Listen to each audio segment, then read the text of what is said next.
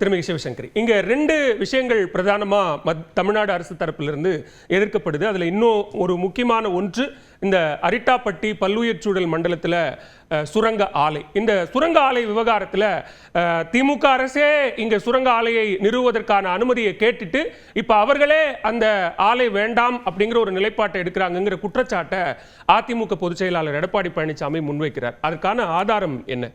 இல்லை, அதாவது ஒரு மாநிலத்தின் வளர்ச்சி, கல்வி, மருத்துவம், விவசாயம் இதை சார்ந்து தான் இருக்கும். அதுக்கடுத்து தொழிற்சாலைகள் கூட நம்ம எடுத்துக்கலாம்.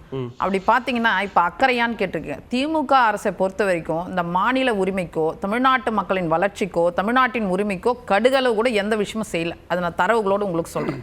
கடந்த 15 வருடங்களாக இருக்காங்க. கல்வியை எடுத்துங்க சார், 15 வருடம், கிட்டத்தட்ட 20 வருடம் அவங்க கூட்டணியில் அங்கம் வச்சிருக்காங்க, ஒன்றா இருக்கிறாங்க. அதை பொதுப்பட்டியலேருந்து மாநில பட்டியல் கொண்டு வரணும் அவங்களும் ஒவ்வொரு தடவையும் வாக்குறுதி சொல்கிறாங்க. அதற்கான முன்னெடுப்புகள் ஏதாவது அவங்க செஞ்சுருக்காங்களா? அவங்க இருக்கும்போது தான் நோட்டிஃபிகேஷன் 2010 நீட்டுக்காக வருது. நாங்கள் வந்தால் முதல் கையெழுத்து நீட்டு ரத்துனாங்க. அந்த நீட்டுக்காக ஒரு சின்ன துரும்பு நாங்கள் கொண்டு வந்ததை தாண்டி அவங்க எதையுமே அவங்க செய்யலை. அதை தாண்டி உள்ஒதுக்கீடு 7.5% நாங்கள் கொண்டு வந்தோம். இன்றைக்கி இத்தனை ஒரு 1500 பேர் படிக்கிறாங்கன்னா அதுக்கு காரணம் முழுக்க எங்களுடைய அதிமுக அரசும் எடப்பாடியார் தான்.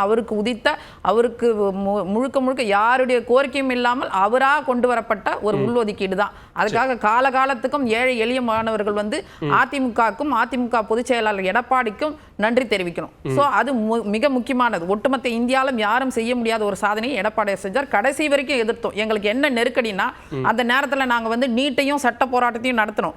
ஒரு பக்கம் அந்த கோச்சிங் கிளாஸ் அவங்களுக்கு தொடுவானன்ற முறையில் கொண்டு போனோம். ஒரு பக்கம் தயாரும் பண்ணிட்டு இருக்கோம், ஒரு பக்கம் எதிர்ப்பும் தெரிவித்து ஏற்றுக்கொள்ளப்பட்ட சில விஷயங்களுக்கு கூட்டணி தர்மத்தின் அடிப்படையில் ஏற்றுக்கொள்ளப்பட்டதுன்னு சொல்லியிருக்கோம். அதையும் இல்லை சார், நீட்டுக்கு எந்த காலத்திலும் எதிர்ப்பு நான் இப்போ கல்வியை பற்றி பேசும்போது சொல்கிறேன். கல்வின்றது மிக முக்கியமானது. அதற்காக 2 தீர்மானங்கள் கொண்டு வரப்பட்டது. ஒரு பக்கம் சட்ட போராட்டம் நடத்துகிறோம்,